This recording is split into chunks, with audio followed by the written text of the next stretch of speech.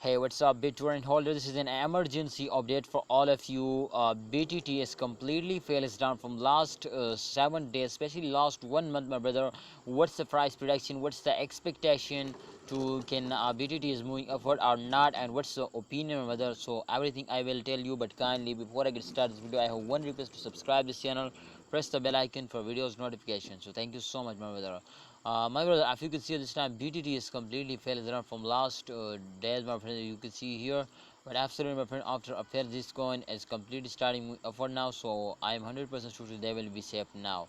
So holder, please try to understand this is not a selling time. You know why? Because if you hold it in this current time, absolutely, my friend, they will fail down and they will give you a profit now. So my brothers, try to understand to BTT is not from my friend liking like this, my friends, type here. So my brother, you know, a BTT one of the fastest coin in the crypto market. So if you have any plan to invest more, then absolutely they will give you very good profit now. They will make you millionaire now.